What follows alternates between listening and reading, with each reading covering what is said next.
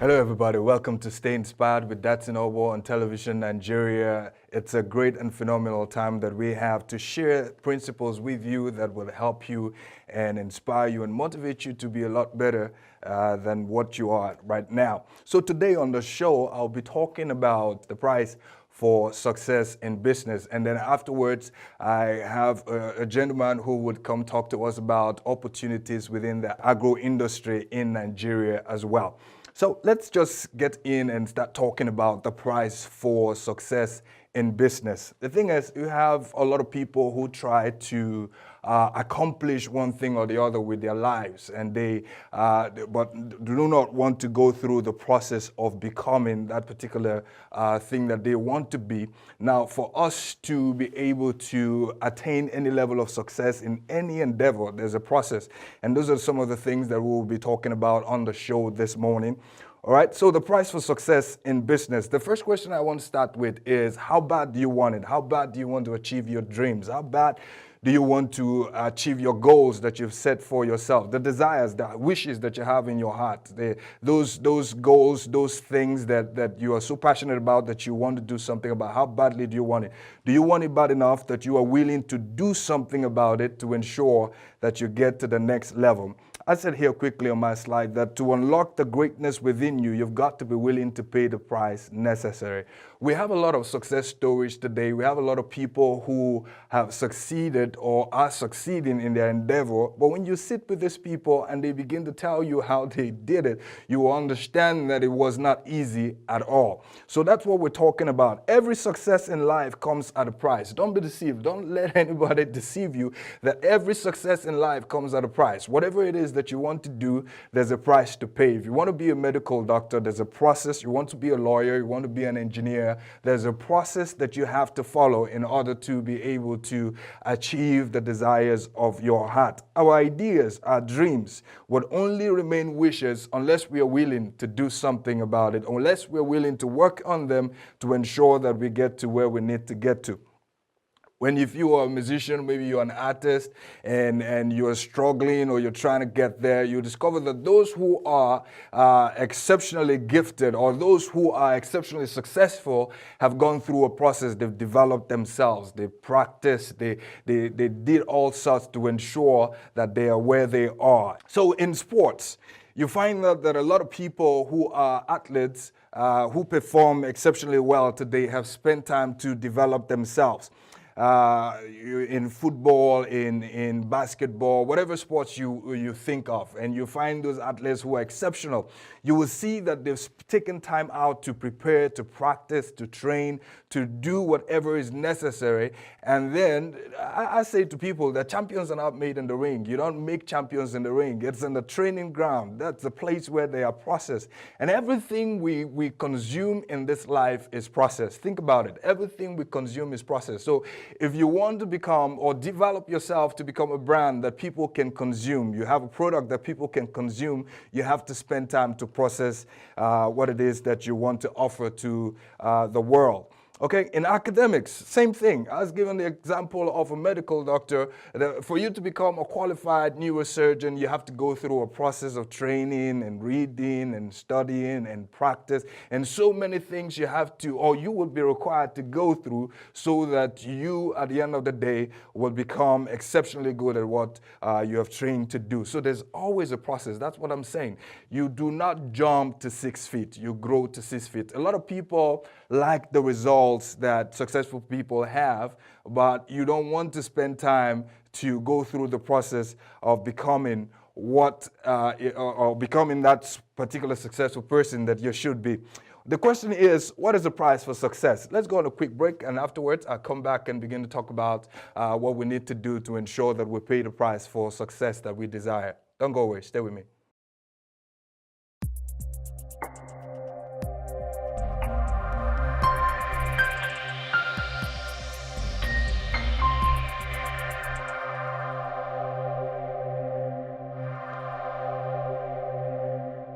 Welcome back, everybody. This is Dadson Ogbor on Television Nigeria. Today, we're talking about the price for success in business. The price for success in business. And my first point is you've got to be humble enough to learn. Be humble enough to learn. You've got to be teachable.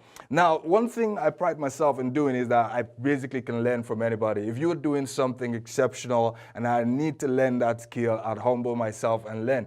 You will never become or amount to much if you're not willing to learn. And the person who is consistently developing themselves in the place of learning is a person who is ready to become what they should become. Point number 2 is develop an insatiable hunger for knowledge. Develop an insatiable hunger for knowledge. We live in a fast-paced world. Everything is moving quickly. Now you have a particular software, and within the next few months, there's another version of that software. There's disruptive ideas that will challenge what you've already done. That's why you need to spend time to develop yourself in the place of learning. Now, I have this illustration. A person who takes an axe and begins to cut a tree would exert a lot more energy if he doesn't spend time to sharpen his axe. So the question is, what are you doing that you need to sharpen? Are you a salesperson? Are you an entrepreneur? What is it that you're doing that you need to spend time to develop, to learn from people who are doing exceptionally well? Point number 3 is cut out idleness. Cut out idleness. It's important that you spend time to develop yourself. Every time that we spend just wasting time and just loafing around and gathering, spending time with people, that those are times that you should be developing yourself and becoming who you should become. And the next point is cut off unproductive relationships. There's a saying that if you walk with the wise, you'll be wise, but a companion of fools will be destroyed. So if you show me your friends, I will show you who you are. Cut off unproductive relationships. It's important that you associate with people who inspire you, people who bring out the best in you. I'm talking about paying the price for success. These are some of the things that you need to begin to do. Cut off unproductive relationship. Ask yourself a question. What value is this particular relationship adding to my life or to my future? And if it's not adding a lot of value, so you have to re-examine your relationships and determine which ones are best for you. And the next point is you cannot sleep like everybody else. Yes, I said you cannot sleep like everybody else.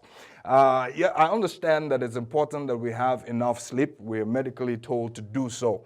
But when you research, you take out a research and discover, or you want to learn about CEOs of companies or executives of companies, you discover, or highly successful people, if you may, you discover that all these people have the tendency to wake up early in the morning because they're passionate about something. If you're passionate about something, you would wake up early in the morning and begin to pursue your dreams. Point number 6 is you cannot think like everybody else. I'm reminded at this time of the Pareto principle. It's the 80-20 rule. We are told that 20% of the world's population control 80% of the world's wealth. What that means is all the monies in the world, if you put them together, it's controlled by 20% of our population. So, and you discover that the 20% of our population do not think like the 80%. I take it a step further. Someone said something once, and they said that if you took all the monies in the world and distributed it evenly amongst everybody that exists on our planet today, over a period of time, in a short while, the 80% of the world's wealth would eventually find its way to the hands of the 20% who understand how money works, who understand, who have the desire, the passion to develop things and products. Now, the other 80% are basically people who consume things that are produced or developed by the 20%.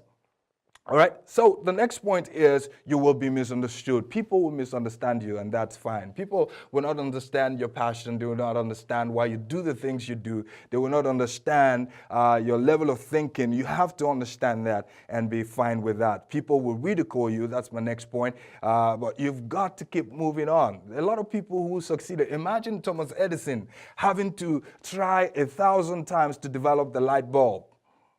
And you have friends who come over. Maybe people may have discouraged him and laughed at him or ridiculed him, but he kept on moving. And today we celebrate him for what he's been able to achieve. Number 9, you've got to stay focused on your goal. What are your goals? Do you have your goals written down and properly articulated? You've got to stay focused on them.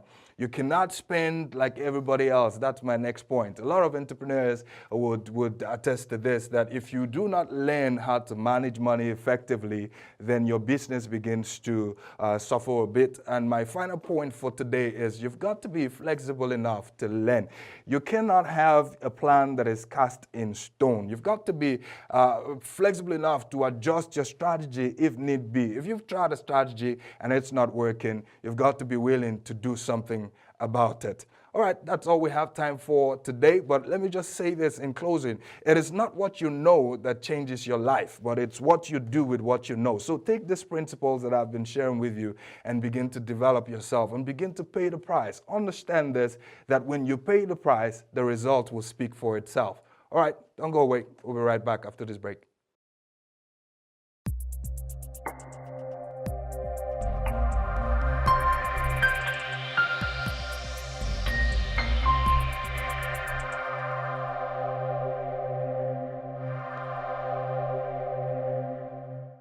Welcome back, everybody. You're watching Stay Inspired with Dadson Ogbor on television, Nigeria. I'm joined in the studio today by Malam Musa Hakim. He is the CEO of Ovurevu Farms. He's also the president and founder of Global Initiative for Agricultural Reforms. He's an entrepreneur. He is an agro trainer and consultant. Welcome to the show, Malam. Yeah, thank you so much for taking the time out to come talk to us. Yeah, thanks for having me. Okay, you're welcome. So I just would like you to throw some more light. Yes, I've introduced you already, but just tell us a little bit more about yourself. All right, as rightly said, my name is Malam Musa Hakim. Yeah. I'm the CEO of Ovurevu Farms and the founder, president, Global Initiative for Agric Reform. It's an NGO. Okay. It's an agric-based NGO. Okay. Now, this is a show that we basically talk inspiration. You know, being an entrepreneur requires that you have to be inspired all the time because there's so many challenges you have to deal with. So quickly, what inspires you? What inspires you? Because I follow you, I see the things that you do, and you can't do those things unless you are inspired to do them. So what inspires you? Yeah, I think I have to summarize the inspiration in one word. Okay. Which is passion. Which is passion. Yeah. Okay, you have a passion for what you do. Awesome. Awesome. Awesome. Awesome. That's fantastic. So tell us, how did you start? You know, there might be someone watching you. You're the CEO of your own farm. You're doing exceptionally well for yourself. And they would like to know, how did you start?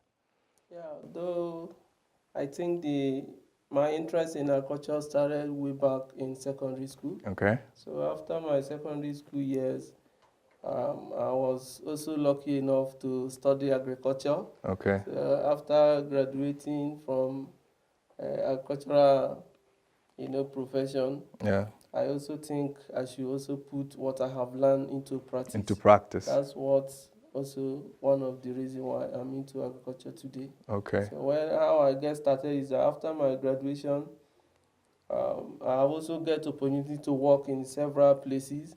In several farms, you mean? Yeah, no, I mean even in oil industry. Oh, wow. Even in other, industry. Okay. But I refuse those opportunities because I know I have to focus on agricultural industry. Okay. So I started, putting up small, practices in agriculture, and today I'm where I am. Okay, so when you say small things you put together, are you talking about like you started a farm? What size of farm and what particular kind of farming did you go into? All right, when I started actually, I have, as an entrepreneur, I also used to tell people that you have to dream big but start small. I can think vividly. I started with, because I'm into crop farming, as well as livestock. Oh, wow. And even processing and packaging today. Okay. I can say that when I started with just 500 heaps of yam. And today I have over 20,000 heaps of yam. 20,000 heaps of yams. Wow, that's a lot. That by next season we should also expand on it. And when it comes to livestock, I think I started with just 100, chicken. Okay. And today we also have over 5,000 layers in the farm. Wow. And over 10,000 of broilers. Okay. Wow, that's amazing. So you're a crop farmer, you're in poultry and livestock, and that's just truly phenomenal. Now, the question I would ask you now is, what opportunities exist within this agro industry? You've talked about crop farming, you've talked about poultry, livestock, egg production, and meat production for poultry. So what are the opportunities, like someone who is probably not in a position like yourself, who didn't study agriculture, or but who doesn't even have a passion for agriculture, but because they're thinking about making investments in that industry, what would you say are the opportunities that exist within the industry? Yeah, to start with, I think opportunity generally in agriculture is very fast. Okay. Fast in the sense that, let me just, make an instance with fish farming. Okay. Like in fish farming, from production stage to, end user, that is the consumer. Yeah. We have chain of opportunities there. Like for instance, there are people who are into only on pond production. Okay. That alone creates employment and opportunity for those set of people. Okay. There are people who are into feed formulation. There are also people who are into selling of those feeds. Okay. Then there are also segments of people who are into production of fish into table size, that what we consume around, go to all those vendors and get roasted fish and the rest of them. Then another opportunity is that we also have people who are into processing. Okay. When those that produce, get it done, they get it from them, they process it or dry it and Okay. package it. Okay. In all of this chain, The value creates, chain. yeah, in the value chain, creates a lot of Opportunities. there. That is only for fish farming Okay. segment. Okay. Then when you talk about other sector too, in terms of transportation, there are also an opportunity there for those who are into transport, because when you finish production, you have to convey it from the farm to the where end you user. can, yes, Okay. where you can dispose. So in that also area, there's a lot of Opportunities. in agriculture. That's why I always tell people that agriculture is the mother of all. I wouldn't argue with that, because whilst you were talking, I'm also thinking about people who are into branding, even ICT. Everybody's involved one way or the other in agriculture. Like this ICT that you just mentioned, Yeah. there's no also better way we can do what we are doing without, subjecting it to public domain. Meaning Okay. you have to showcase what you're doing. Then exactly. ICT come in Okay. to help you project Okay. what you are doing. All right. There's also an opportunity in that manner. Wow, that's fantastic. So let's just quickly talk about, the agro products we import from other countries. Yeah. So I'm particularly interested in speaking about the products that we produce locally that we still import. I was reading a report on the internet that suggested that Nigeria still imports eggs from South Africa and other countries as well, while we have local farmers who are producing eggs. So what are your thoughts on that? Yeah, first of all, when we're talking about importation of agro products that we can locally produce here, one major factor is that as Nigeria population is growing, the demand for those products are, in essence, that those existing farmers or those existing producers cannot meet up the demand. Okay. That's one side of it. Okay. And the second side of it is that it's always easy for those who are involved in importation to import products to Nigeria than to produce. When you think about the cost of production or the factors involved in production, you understand? So I think in this area, government has been doing a lot when it comes to agriculture, but they have to put more effort in order to, trickle down to people in the grassroots. Okay. Because it's those small farm holders that really contribute more to the GDP. Okay. So to speak. Okay. So even at that, there's still opportunity for more farmers to come into the industry and start producing eggs or producing chicken that we import as a country as well. Yeah. So that's truly phenomenal. So, but my interest is also drawn to something that is of concern. When you go through the farming communities, you see farmers. It used to be in those days that people just farm. But today, there's a lot of chemicals that are used in farming. What do you do, like in your own farm? You're a crop farmer, and what should be done to ensure that people use the right chemicals in producing food? I heard a report also of certain part of our foods that were rejected in the United States because of this sort of things. So what would you say to that? Yeah, in the area of using chemical on production of most of these products is, um, I think, is something that we cannot do away with. Like as you rightly said, those in olden days farmers, we call them a subsistence farmers. They just produce what they eat.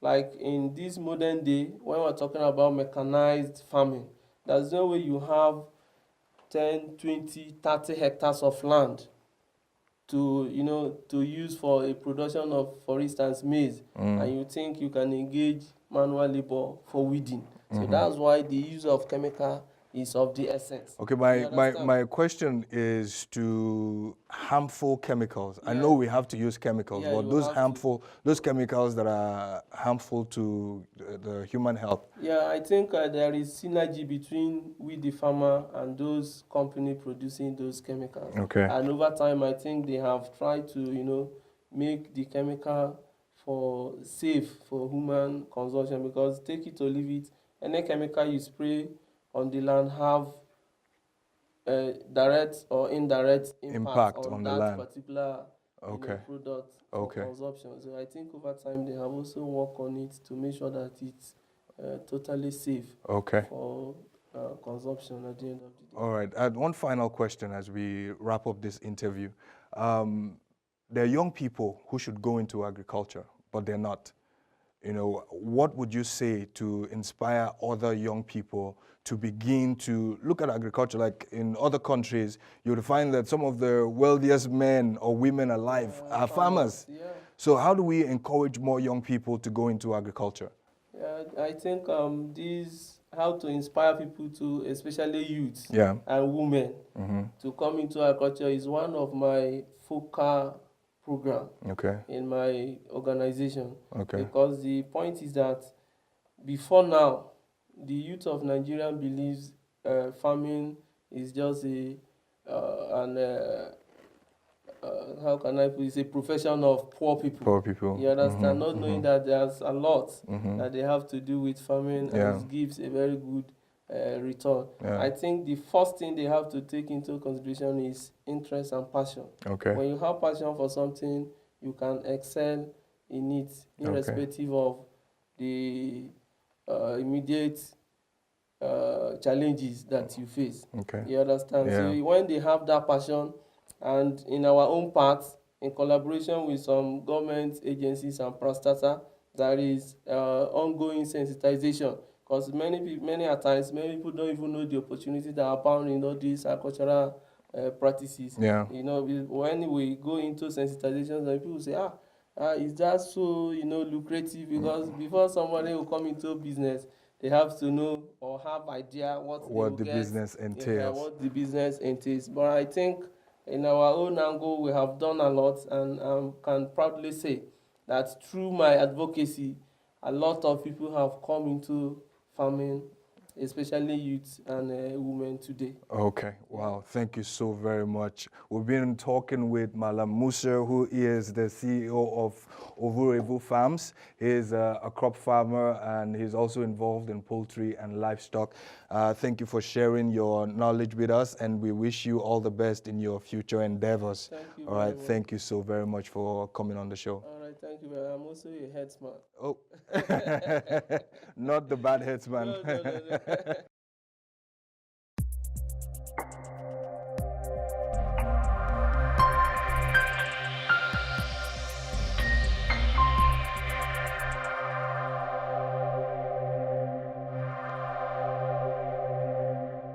All right, welcome back, everybody. That's our show for today. Stay inspired with Dadson Ogbor continues again next week. If you'd like to get in touch with us, our social media handles are on the screen.